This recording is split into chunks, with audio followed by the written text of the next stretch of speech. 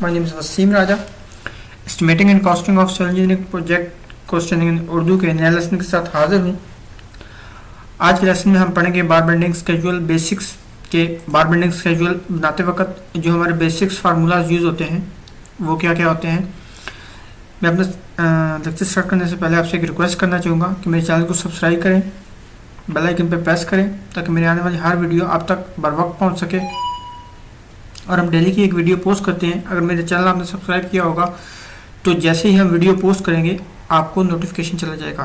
और मैं आपको एक बात क्लियर करता जाऊँ कि जिस एक्सप्लेनेशन और डिटेल के साथ मैं आपको ये लेक्चर एक्सप्लेन करूँगा, इस तरह आपको पूरी यूट्यूब पर नहीं मिलेगा। और इसमें कंप्लीट जितने भी बार बेंडिंग स्केजुअल्स हैं, बीम, स्लैब, स्टे या जिस किस्म के जितने भी बार बेंडिंग स्केजुअल हैं, उन सब के फार्मूलाज इसमें यूज़ किए गए हैं। लिहाजा यह आपको वीडियो कंप्लीट देखनी है। और मैं आपको गारंटी के साथ बताता हूँ कि आप इस वीडियो को देखने के बाद आपके जितने भी बार बेंडिंग स्केजुअल्स हैं, स्लैब, बीम, कॉलम, जो भी रिलेटेड जिससे भी रिलेटेड हैं, वो सारे कंसेप्ट क्लियर हो जाएंगे। तो चलिए हम अपना लेसन स्टार्ट करते हैं।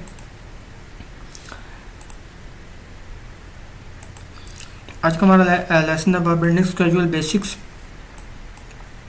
इसमें जो बेसिक्स फार्मूलाज हैं वो क्या क्या यूज़ होते हैं। तो सबसे पहले हम पढ़ते हैं diameter of reinforcement bars in millimetre. जो हम मिलीमीटर में रिइंफोर्समेंट बार का डाया यूज़ करते हैं वो क्या क्या होता है, जिसमें सबसे स्मॉल जो डाया होता है वो 6 mm है, देन 8, 10, 12, 16, 20, 25, 28, 32, 36, 40। और स्टैंडर्ड लेंथ जो हम यूज़ करते हैं रिइंफोर्समेंट की, जो हमारी स्टैंडर्ड लेंथ होती है, मतलब जो एक बार की लेंथ होती है वो हमारी होती है 12 मीटर। मतलब ज़्यादा से ज़्यादा जो हमारी लेंथ की लंबाई है वो 12 मीटर है। इससे ज़्यादा अगर हमें लंबाई की लेंथ चाहिए तो हम क्या करते हैं कि उसमें ओवरलैप डालते हैं। फॉर एग्जांपल अगर हमारे स्लैब जो है वो 16 मीटर की है तो उसमें जो है वो 12 मीटर तक तो हम यही लेंथ यूज़ करेंगे। उससे आगे जो है वो हम लैप डाल के तो वो बाकी का पीस हम कवर करेंगे। तो जो हमारी स्टैंडर्ड लेंथ होती है वो 12 मीटर ही हम रखते हैं, इससे ज़्यादा इसकी लेंथ नहीं होती। तो उसके बाद है हमारे पास वेट ऑफ बार इन पर मीटर के। पर मीटर जो हमारा वेट ऑफ बार होता है वो हम कैसे कैलकुलेट करते हैं, उसके लिए हमारे पास फार्मूला होता है वेट पर मीटर में d²/162। डी जो है वो इसमें हमारा डाया है इन मिलीमीटर्स में। ये आपने याद रखना है कि ये जो डाया आपने इसमें पुट करना है वो मिलीमीटर में पुट करना है।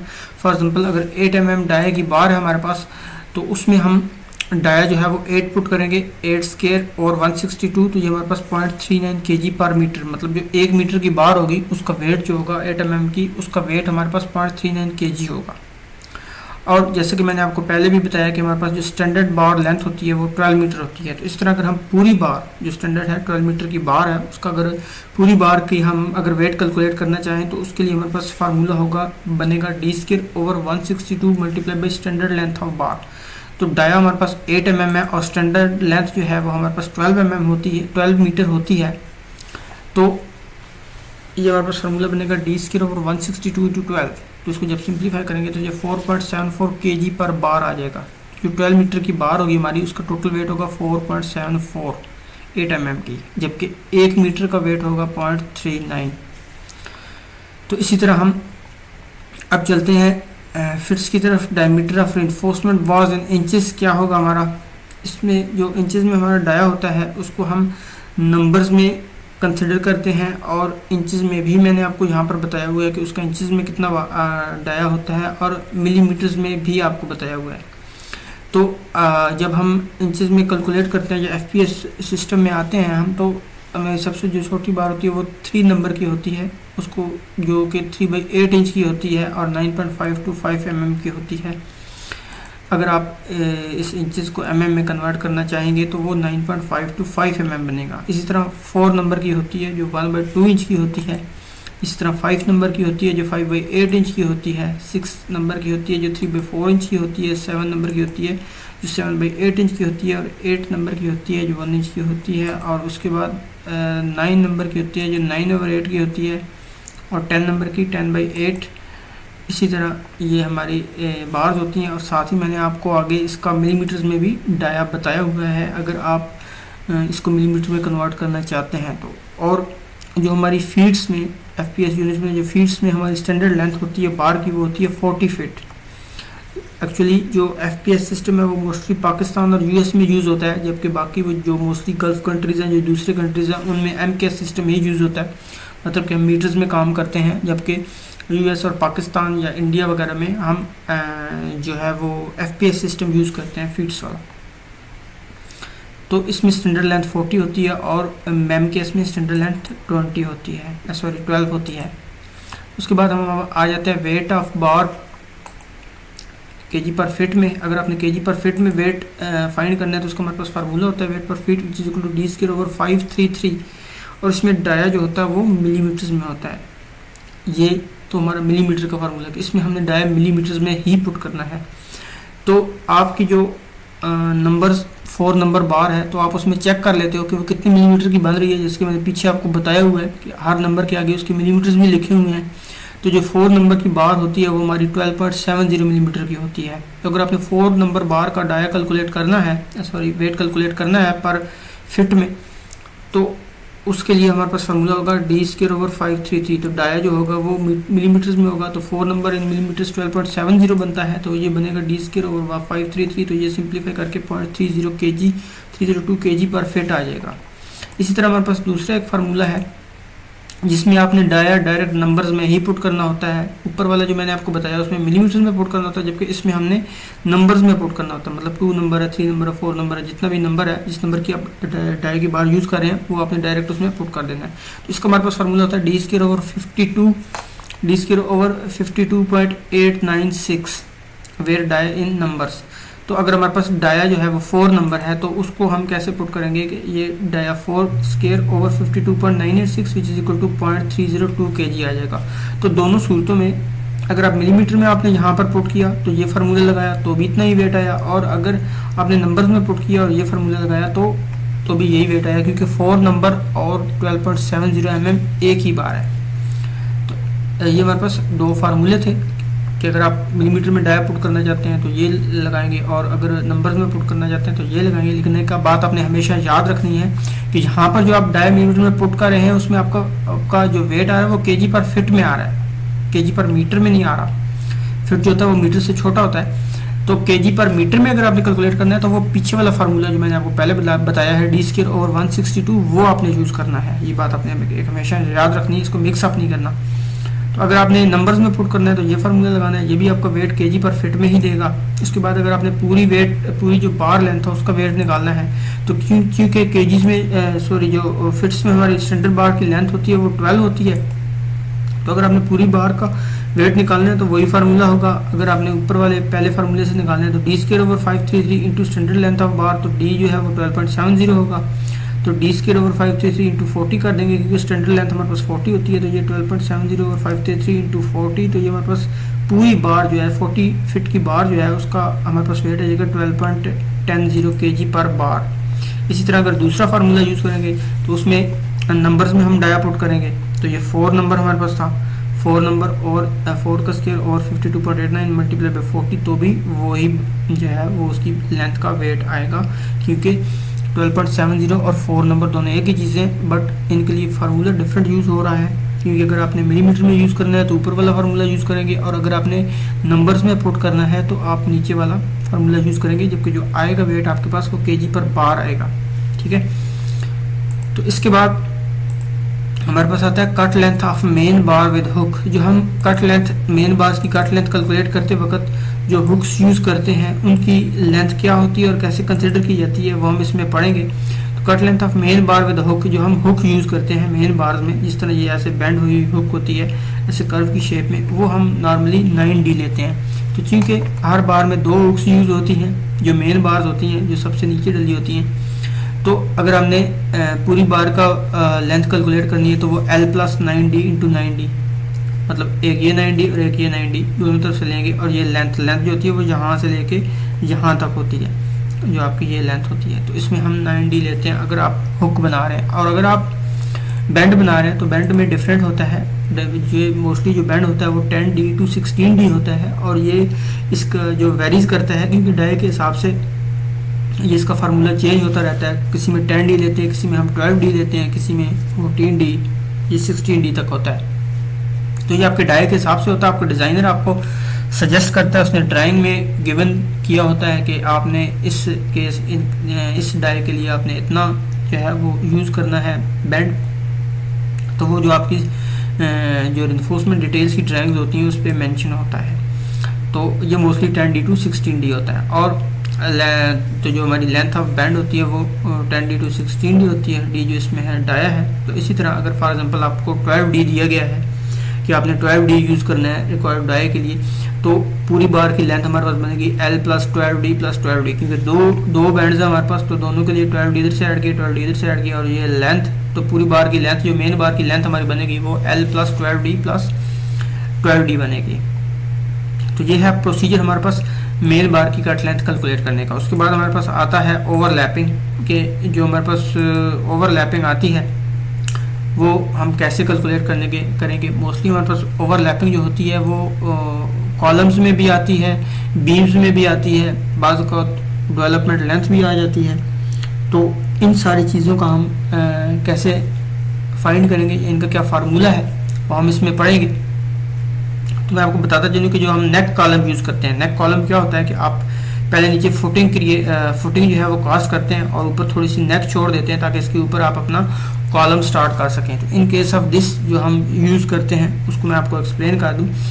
जो नेक कॉलम टू फुटिंग ओवरलैप होता है, नेक कॉलम टू फुटिंग मतलब कि जो यहाँ से लेके यहाँ तक जो आपका फुटिंग तक का जो डिस्टेंस होता है, क्योंकि आप इतना ऊपर स्टील छोड़ देते हैं और इतना स्टील छोड़ने के बाद आपने ऊपर इसको लैप देना होता है यहाँ पर, क्योंकि जब भी हमने फुटिंग कास्ट करनी होती है तो पहले हम कॉलम कास्ट करना होता है, तो पहले उसकी फुटिंग कास्ट करते हैं, फिर हम ऊपर कॉलम स्टार्ट करते हैं। लेकिन जब जैसे ही हम उसकी फुटिंग की रीइंफोर्समेंट डालते हैं तो उसमें ये जो बार्स होती हैं ये ऊपर हम छोड़ देते हैं। ठीक है, तो ये कितनी छोड़ी जाती हैं या इनका डिस्टेंस कितना रखा जाता है, वो इतना रखा जाता है कि जो आपके नीचे जो आपका ये बैंड है इससे लेके यहाँ तक ये आपका 40D से 50D तक होता है। इसको हम कहते हैं नेक कॉलम टू फुटिंग ओवरलैप। ये आपका 40D से 50D होना चाहिए। इसके बाद आप ऊपर दूसरी बार बाइंड करके उसको ओवरलैप देके आप अपना कॉलम की शटरिंग करके दोबारा से कॉलम जो है वो स्टार्ट कर सकते हैं, क्योंकि आप एक ही टाइम में दोनों जो है वो कास्ट नहीं कर सकते, फुटिंग और कॉलम। आपने पहले फुटिंग कास्ट करनी होती है, फिर कॉलम कास्ट करना होता है।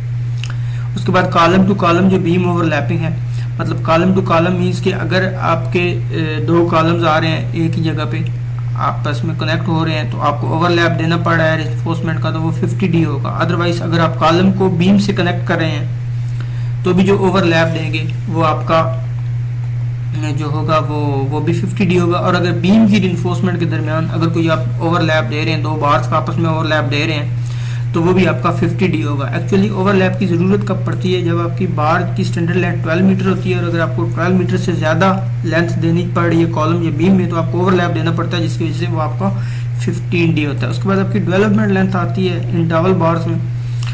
तो ये आपकी डेवलपमेंट लेंथ है जो आपने ये नीचे फुटिंग में ये आपने ये जो आपकी डावल्स होती हैं, जो आपका वर्टिकल रिइंफोर्समेंट डावल्स कहलाता है, ये जो मेन बार्स होती हैं, इसको आपने जब नीचे कनेक्ट करते हैं आपकी फुटिंग मेन बार से, तो ये आप इसको 90 डिग्री का बेंड देते हैं। इसको हम ये जो बेंड यहाँ से लेके यहाँ तक का जो डिस्टेंस होता है इसको हम डेवलपमेंट लेंथ ऑफ डावल बार्स कहते हैं। तो ये आपने 16D देना होता है। ये हमारे पास 16D होता है, डी इसमें डाया ऑफ बार है।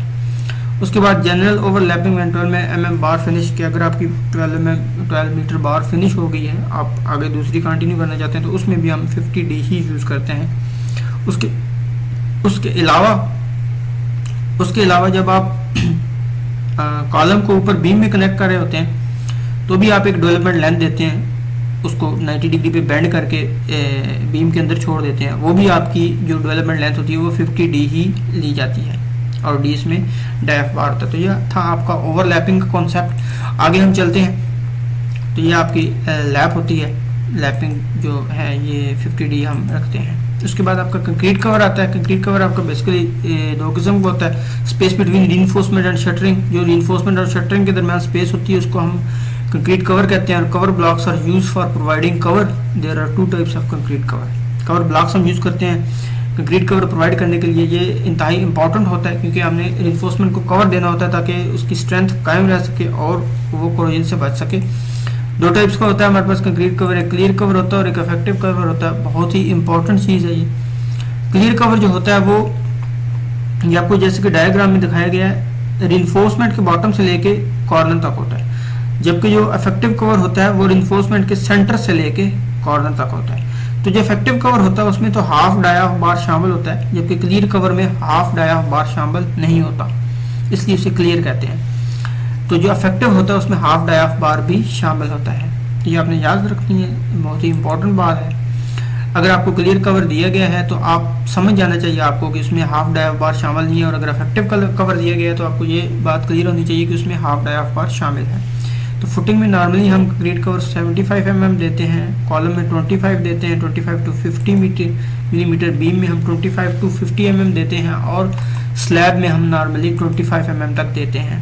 तो ये था हमारा कंक्रीट कवर। उसके बाद हमारी स्पेसिंग आती है, डिस्टेंस बिटवीन टू इन्फोर्समेंट बार जो होता है वो हमारी स्पेसिंग कहलाती है, कि जो भी दो बार्स हैं उनके दरमियान हॉरिजॉन्टल डिस्टेंस जो होता है वो स्पेसिंग कहलाती है। उसके बाद नंबर ऑफ बार्स आती हैं। नंबर ऑफ बार्स का हमारे पास फार्मूला होता है opposite length over spacing plus 1। जितनी भी लेंथ में आपकी बार्स डाल रही हैं over centre to centre distance of bar जो होता है वो स्पेसिंग कहलाता है, प्लस 1। तो जो भी आंसर आएगा वो आपके नंबर ऑफ बार्स होंगे, जो कि हम आगे डिफरेंट एग्जांपल्स में आपको यूज़ करते हुए बताएंगे कि इसको कैसे यूज़ करना है। उसके बाद है नंबर ऑफ स्टिरप्स। के नंबर ऑफ स्टिरप्स का क्या फार्मूला होता है? नंबर ऑफ स्टिरप्स का भी फार्मूला होता है एक्चुअल लेंथ ऑफ कॉलम और बीम, कि जितनी लेंथ में आपकी स्टिरप्स डाल रही हैं वो ओवर स्पेसिंग। स्पेसिंग जो होती है वो एक स्टिरप से दूसरी स्टिरप्स तक का जो डिस्टेंस सेंटर टू सेंटर होगा वो प्लस 1। तो आपकी टोटल नंबर ऑफ स्टिरप्स आ जाएंगी, क्योंकि हम आगे कॉलम्स में यूज़ करेंगे या बीम्स में यूज़ करेंगे तो आपको मजीद क्लियर हो जाएगा कि इस फार्मूला को हमने किस तरह यूज़ करना है। उसके बाद आपकी बैंड डिडक्शन होती है। बैंड डिडक्शन भी एक इम्पॉर्टेंट थिंग है। ये 45 डिग्री का अगर बैंड हो तो 1D लेनी है आपने, 90 डिग्री का बैंड हो तो 2D लेनी है आपने, और अगर 135 डिग्री का बैंड हो तो 3D लेनी है आपने। फॉर एग्जाम्पल अगर आप एक मेन बार कैलकुलेट कर रहे हैं तो उसमें दोनों साइडों पे बैंड आ रहा है, तो दोनों साइडों पे 90 डिग्री का बैंड है, तो आपने एक साइड के लिए 1D माइनस किया, दूसरी साइड एक साइड के लिए 2D माइनस किया और दूसरी साइड के लिए 2D माइनस किया, क्योंकि वो 90 डिग्री का बैंड था। इस तरह बैंड अप बार जब आती है तो वो 45 डिग्री पे उसमें बैंड होता है, तो वो 1D इसमें इन केस 45 के लिए 1D करना पड़ता है, और बाकी के जो 90s होते हैं उनके लिए 2D करना पड़ता है, जो हम मज़ीद आगे आपको एक्सप्लेन करेंगे। तो मोस्टली बैंड जो डिडक्शन होती है वो इंडिया में यूज़ की जाती है, बाकी कंट्रीज़ में इसको कंसिडर नहीं किया जाता है इतना। और जब आप इंटरनेशनल या गल्फ कंट्रीज़ में भी बार बिल्डिंग शेड्यूल बनाते हैं तो उसमें बैंड डिडक्शन कैलकुलेट नहीं की जाती, उसको कंसिडर नहीं किया जाता। वैसे अगर आप करना चाहें तो उसका ये प्रोसीजर है। उसके बाद आता है हमारे पास कटिंग लेंथ ऑफ क्रैंक और बैंड अप बार। जो हमारी बैंड अप बार हम यूज़ करते हैं मोस्टली स्लैब्स में यूज़ होती है बैंड अप बार, तो उसमें जो हम कटिंग लेंथ कैलकुलेट करेंगे उसका क्या फार्मूला होता है वो हम इसमें पढ़ेंगे। तो ये हमारे पास इसकी डायग्राम है। ये हमारे पास एक स्लैब है जिसमें ये इसके दो वाल्स हैं, इसके ऊपर ये स्लैब टिकी हुई है। उसमें ये हमारी बैंड अप बार है जिसमें ये आपका बेंट दिया हुआ है और ये फिर इस तरह करके जा रही है ऊपर, और फिर ये इधर से इस तरह जा रही है। तो ये आपने ध्यान रखना है कि ये यहाँ से जो वाल की आपकी बेरिंग जहाँ पर एंड हो रही है वहाँ से लेके और नीचे जहाँ तक बार जा रही है आपकी बैंड होके वहाँ तक का जो डिस्टेंस होता है वो डेवलपमेंट लेंथ कहलाता है, जिसको हम LD से डिनोट करते हैं, और ये इज इक्वल टू 40D होता है। तो ये दोनों साइड पे ये आपकी ये इधर ये डेवलपमेंट लेंथ है और इधर ये यहाँ से शुरू होकर ये डेवलपमेंट लेंथ है। तो ये हमने याद रखना है कि ये यहाँ से लेके यहाँ तक ये डेवलपमेंट लेंथ है जो कि 40D हम कंसिडर करते हैं। और ये आपकी H है जो कि यूज़ होती है, ये जो आपकी बैंड अप लेंथ है इसको कैलकुलेट करने के लिए। और ये H होता है आपका इस बार के सेंटर से लेके निचली इस बार के सेंटर तक का distance, centre to centre distance of reinforcement जो होता है वो वर्टिकल डिस्टेंस जो होता है वो H होता है। और ये इसका एंगल होता है 45 डिग्री बनता है, ये भी 45 होता है, ये आपका 90 है और ये आपकी H कहलाती है। तो calculation of cutting length of बार हमारे पास क्या बनेगा फार्मूला? क्लियर स्पैन, ये जो आपका क्लियर स्पैन है एक बीम से एक कॉलम से लेकर दूसरे कॉलम तक, प्लस क्रैंक लेंथ होती है आपकी, जो क्रैंक लेंथ ये जो आपकी क्रैंक लेंथ है इसको हम कहते हैं, प्लस डेवलपमेंट लेंथ होती है आपकी, ये जो डेवलपमेंट लेंथ है ये दोनों साइड से आपने ऐड करनी है। माइनस आपके जो बैंड्स होते हैं अगर आप माइनस करना चाहते हैं तो इसमें 1D into number of bands होगा, क्योंकि जो आपका 45 है उसके लिए 1D यूज़ होगा। तो आगे जितने बैंड होंगे 45 के इसमें 1 2 3 4 बैंड है तो मल्टीप्लाई बाय 4 कर देंगे, और 2D जो है वो 90 के लिए यूज़ होगा। 90 के इसमें कितने बैंड हैं, एक ये है और दो ही बैंड है, तो ये 2D मल्टीप्लाई बाई 2 जो है वो नंबर ऑफ बैंड्स यूज़ होंगे। तो उसके बाद ये मोस्टली हम इन केस अगर आप इंडिया में बार बैंडिंग स्केड्यूल कैलकुलेट कर रहे हैं इंडियन स्टैंडर्ड के हिसाब से, तो आपने ये डिडक्शन यूज़ करनी होती है, अदरवाइज़ ये दूसरी कंट्रीज़ में नहीं होती। उसके बाद क्लियर स्पैन आपका क्या बनेगा, ये क्रैंक लेंथ जो होती है वो आपकी 2 × 0.42 h होती है। अब h क्या चीज़ है ये आपको नीचे बताया गया है कि h जो है वो slab thickness -2 into clear cover -d है। तो स्लैब थिकनेस आपकी ये है, ये h आपकी स्लैब थिकनेस है। तो ये फुल स्लैब थिकनेस आपने लेनी है, -2 ऊपर से भी क्लियर कवर माइनस करना है और नीचे से भी क्लियर कवर माइनस करना है। क्लियर कवर जो है उसमें डायाफ बार नहीं शामिल होती, लिहाजा इसमें आपने माइनस अलग से डायाफ बार करना है, तो वो आपका h आ जाएगा। मतलब ये भी क्लियर कवर माइनस कर देंगे, ये भी क्लियर कवर माइनस कर देंगे और ऊपर से हाफ डाया माइनस कर देंगे और नीचे से भी हाफ डाया, तो ये फुल डाया बन जाता है, इसलिए यहाँ पर फुल डाया बार लिखा हुआ है। तो ये आपकी h आ जाएगी जो आप इसमें पुट कर देंगे।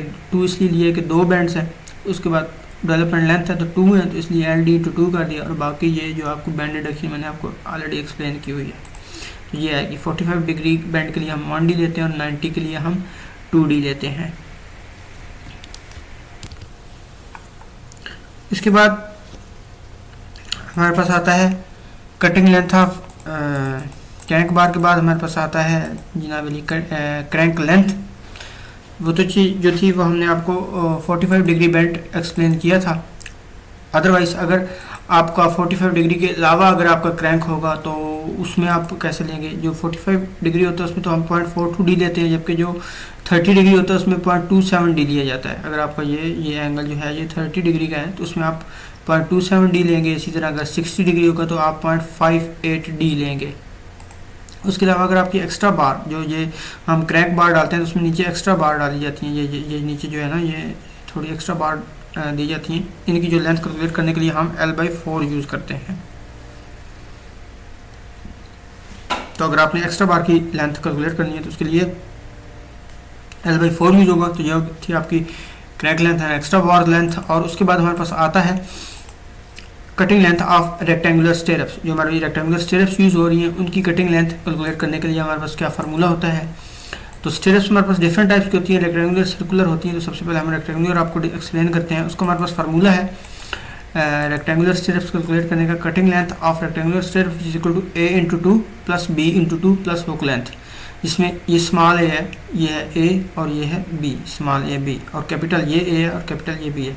उसका हमारा फार्मूला होता है A/2 B/2 plus hook length. अब इसमें A क्या है और B क्या है, तो A को कैलकुलेट करने का हमारा फार्मूला है A कैपिटल A ये वाला -2 इंटू क्लियर कवर जो है दोनों तरफ से क्लियर कवर -D डायाफ बार।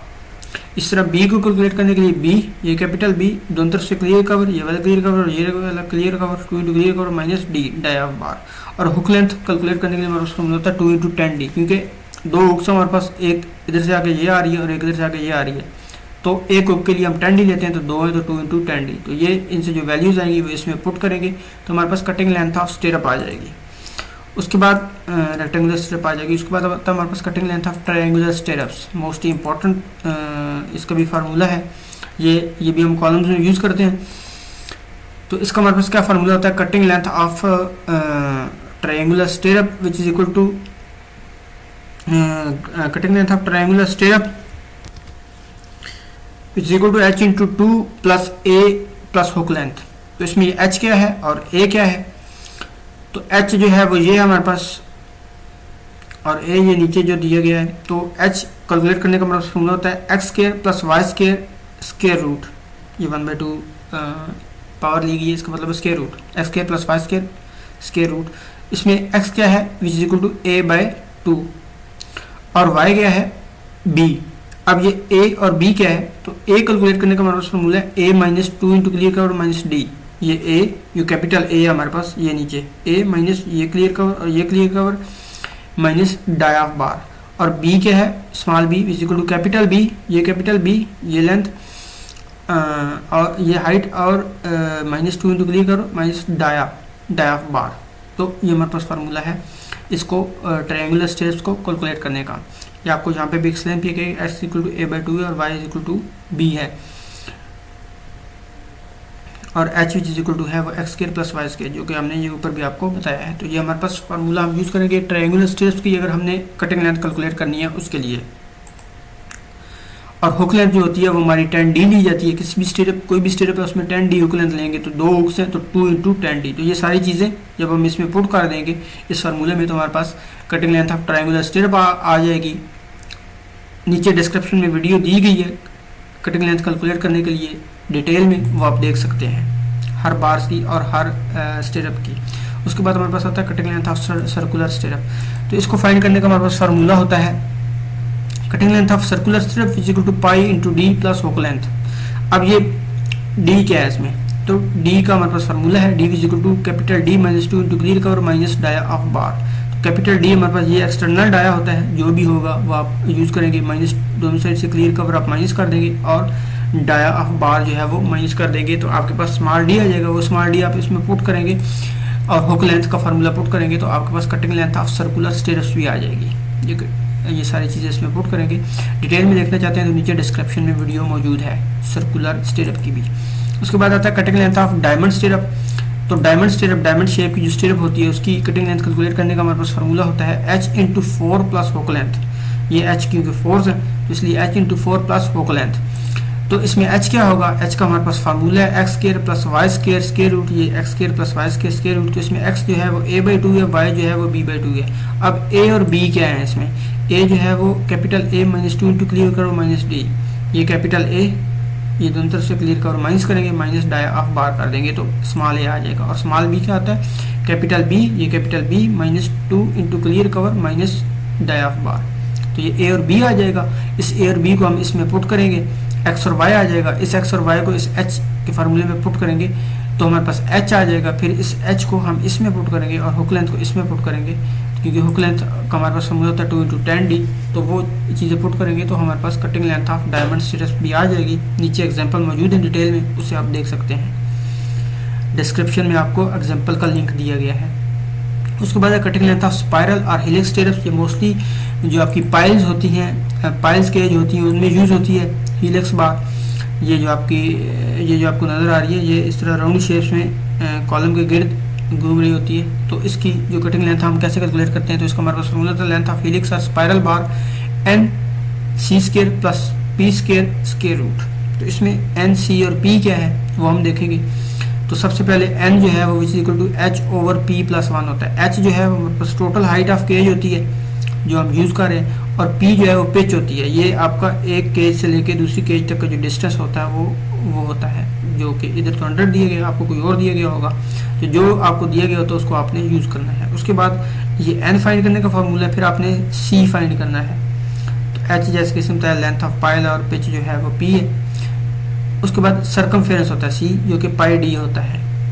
डी इसमें स्मॉल डी है, pi into small D. Small D आपने कैसे फाइंड करना है, उसका ये नीचे फार्मूला दिया गया है D which is equal to capital D minus 2 into clear cover minus dia of bar. ये कैपिटल डी है या ये कैपिटल डी है, और ये दोनों तरफ से क्लियर कवर आपने माइनस करना है और डाया ऑफ बार माइनस करना है, तो आपके पास स्मॉल डी आ जाएगा। वो स्मॉल डी आप इसमें पुट करेंगे तो सी आ जाएगा आपका, और एन आपने ये फाइंड किया होगा, और ये जो पी है ये आपका ये है, ये आपको गिवन होता है। तो ये तीनों चीज़ें इसमें पुट करेंगे तो आपके पास कटिंग लेंथ ऑफ स्पाइरल बार आ जाएगी। उसके बाद आपके पास आती है कटिंग लेंथ ऑफ चेयर बार। ये भी मोस्ट इंपॉर्टेंट थिंग है जो कि रिइंफोर्समेंट में यूज़ होती है। तो ये आपकी चेयर है, ये कुछ इस शेप की होती है। ये मोस्टली फुटिंग्स में यूज़ की जाती है, जो आपकी कॉलम्स फुटिंग्स होती हैं उसमें, क्योंकि बॉटम स्टील भी यूज़ होता है और टॉप स्टील भी यूज़ होता है। तो दोनों स्टील्स को उसकी हाइट जो है वो उसको स्टेबल करने के लिए चेयर्स यूज़ की जाती हैं, ताकि आप जब ड्यूरिंग द कंक्रीट जब आप स्टील के ऊपर आप जब वॉकिंग करते हैं तो आपके जो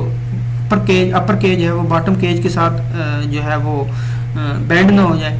तो उसकी बेंडिंग को बचाने के लिए हम उसके नीचे जो है वो स्पोर्ट्स देते हैं। स्पोर्ट्स के लिए हम चेयर्स देते हैं, बार चेयर्स देते हैं, तो इससे वो बेंड नहीं होती। तो उसका हमारे पास फाइंड करने का फार्मूला होता है, कटिंग लेंथ फाइंड करने का फार्मूला होता है 2a plus 2d plus b। इसमें a ये है, ये भी a है, तो इसलिए 1 और 1 2a लिया है, ये d है, ये भी d है, ये दोनों इक्वल होती हैं तो इसलिए 2d लिया है, और ये b होती है। तो ये b जो होती है ये हमारे पास 50d होती है, जिसके आपको बताया गया। और ये a जो होती है इसको फाइंड करना फार्मूला 2 इंटू स्पेसिंग प्लस 50। ये जो स्पेसिंग है आपकी, ये जो आपने जो नीचे बार्स यूज़ कर रहे हैं आप, जो आपकी डिस्ट्रीब्यूशन बार्स होती है उनके दरमियान जो स्पेसिंग होती है वो आपने जितनी भी होगी वो आपने इधर पुट कर देनी है। 2 इंटू स्पेसिंग प्लस 50, ये आपका ए फाइंड करने का फार्मूला है। और बी जो है वो 50D होती है, डी डाई ऑफ बार है। और जो ये डी है ये आपने फाइंड कर ली, बी भी आपने फाइंड कर ली। अब ये जो कैपिटल डी है इसको फाइंड करने का हमारा आपको फार्मूला फुटिंग हाइट माइनस जो टोटल फुटिंग हाइट होती है उसमें से आपने माइनस करनी है upper plus lower concrete cover plus upper side main and distribution bar plus lower side main and distribution bar. तो ये यहाँ से लेके यहाँ तक ये सारी चीज़ें सिंपलीफाइड करने के बाद इसमें से फुटिंग हाइट में से माइनस करनी है तो आपके पास कैपिटल डी आ जाएगा। फिर इस कैपिटल डी को आपने इसमें पुट करना है और आपके पास कटिंग लेंथ ऑफ चेयर बार आ जाएगी। मैं आपको एक्सप्लेन कर देता हूँ कि आपने डी कैसे फाइंड करना है मज़ीद। ये आपको फुटिंग की एग्जांपल दी गई है, ये आपके पास फुटिंग है। इसमें ये आप नीचे देख सकते हैं ये बॉटम स्टील है आपका, जिसमें ये बॉटम मेन बार है और बॉटम डिस्ट्रीब्यूशन बार। ये जो डॉट्स में नज़र आ रही है ये बॉटम डिस्ट्रीब्यूशन बार है और ये जो सी शेप में नज़र आ रही है ये बॉटम मेन बार है। इसी तरह टॉप में ये टॉप मेन बार आपकी और ये 4 आपकी डिस्ट्रीब्यूशन बार्स हैं। कभी 4 होती हैं, कभी इससे ज़्यादा भी यूज़ हो रही होती हैं। इस फुटिंग में 4 यूज़ हो रही हैं। तो ऊपर की केज और नीचे की केज के दरमियान ये आपको चेयर यूज़ हो रही है। ये इस तरह रेक्टेंगुलर शेप्स की होती है और ये एक आगे की तरफ सीट निकला होता है, पीछे की तरफ वो तो आपको नहीं नज़र आ सकता क्योंकि ये सेक्शन है। तो ये इसमें चेयर दी गई होती है। तो इसको आपने ये जो डी है ये आपकी डी है, ये डेप्थ होती है आपकी यहाँ से लेके यहाँ तक। ये जो आपकी डेप्थ है इसको आपने कैसे कैलकुलेट करना है। फुटिंग हाइट ये आपकी एच जो है ये फुटिंग हाइट है यहाँ से लेके यहाँ तक। इसमें से आपने माइनस करना है upper plus lower concrete cover कि ये ऊपर वाला कंक्रीट कवर और नीचे वाला कंक्रीट कवर फुटिंग का ये आपने माइनस कर देना है। दूसरा इसमें से क्या चीज़ आपने माइनस करनी है upper side main and distribution bar. ये जो ऊपर ये मेन बार और डिस्ट्रीब्यूशन बार ये दोनों आपने इसमें से माइनस कर देनी है। Dia of main and distribution bar, ये upper side and main distribution bar dia आपने दोनों को माइनस कर देना है इसमें से। और नीचे से आपने जस्ट जो है वो मेन बार माइनस करनी है, लोअर साइड मेन बार जस्ट माइनस करनी है, डिस्ट्रीब्यूशन नहीं माइनस करनी क्योंकि ये 2 डिस्ट्रीब्यूशन बार्स के दरमियान में डाल रही होती है। ये जो दरमियान में ये आपको डाट नज़र आ रहा है ये आपका चेयर का डाट है, ये डिस्ट्रीब्यूशन बार का डाट नहीं है, ये भी चेयर का डाट है क्योंकि ये हर 2 डिस्ट्रीब्यूशन बार के दरमियान में बाइंड होती है। तो इसलिए हम नीचे से सिर्फ मेन बार ही माइनस करते हैं। तो वो सारी चीज़ें आप माइनस करने के बाद ये जब सिंप्लीफाई हो जाएगा ये कैपिटल ब्रैकेट वाला पोर्शन, तो इसको आपने फुटिंग हाइट में से माइनस करना है तो आपकी डी आ जाएगी। और उस डी को आपने जैसे कि मैंने पीछे आपको बताया है जो पीछे वाला आपका फार्मूला है ये, इसमें आपने ये ए बी और डी से जो वैल्यूज आएंगी वो इसमें पुट करेंगे तो आपके पास आ जाएगा जो आपके पास कट लेंथ है वो आ जाएगी। ये मोस्टली जो चेयर बार्स होती है ये एक यूज़ की जाती है पर स्क्वायर मीटर में, अदरवाइज़ आपको मेंशन होती है ड्राइंग में, आप उस हिसाब से उसे यूज़ कर सकते हैं। तो ये था आज का हमारा topic bar building schedule of basics. ये इंतहाई इंपॉर्टेंट टॉपिक्स था। आपको कोई भी चीज़ अगर समझ नहीं आई तो मुझे कमेंट्स में आप बता सकते हैं। ये फ़ाइल नीचे लिंक में मौजूद है, आप इसे डाउनलोड कर सकते हैं। ये इंतहाई इंपॉर्टेंट फाइल है, इसे डाउनलोड करें और ख़ुद से रीड करें और उन फार्मूलाज को ट्राई करें और हर फार्मूला का जो उसकी एक्सप्लेनेशन है और उसकी एग्जांपल जो है वो नीचे डिस्क्रिप्शन में लिंक मौजूद है। उसके अलावा आपको ऊपर वीडियो में भी नज़र आ रहा होगा जैसे जैसे जो चीज़ आपकी एक्सप्लेन होना शुरू होती है उसमें ऊपर आपको कार्ड भी शो हो रहा होता है, उस पर भी आप क्लिक करके चेक कर सकते हैं या आपको नीचे डिस्क्रिप्शन में सारे लिंक्स दिए गए हैं वो आप उस पर क्लिक करके इनकी एग्जांपल्स देख सकते हैं। मज़ीद आपको क्लैरिफाई हो जाएगा। कोई भी क्वेश्चन हो मुझे कमेंट में बताएं और मेरे चैनल को सब्सक्राइब ज़रूर करें और इन वीडियोज़ को शेयर करें ताकि ये नॉलेज दूसरों तक भी पहुँच सके। मैं इंशाल्लाह जल्द ही नई वीडियो के साथ हाज़िर हूँगा और मेरी बाकी भी बार बिल्डिंग स्केड्यूल की वीडियोज़ आप लाजमी देखें ताकि आपका कॉन्सेप्ट क्लियर हो। कोई क्वेश्चन हो चलो मुझे बताएं। अगली वीडियो में मिलेंगे। अल्लाह हाफ़िज़।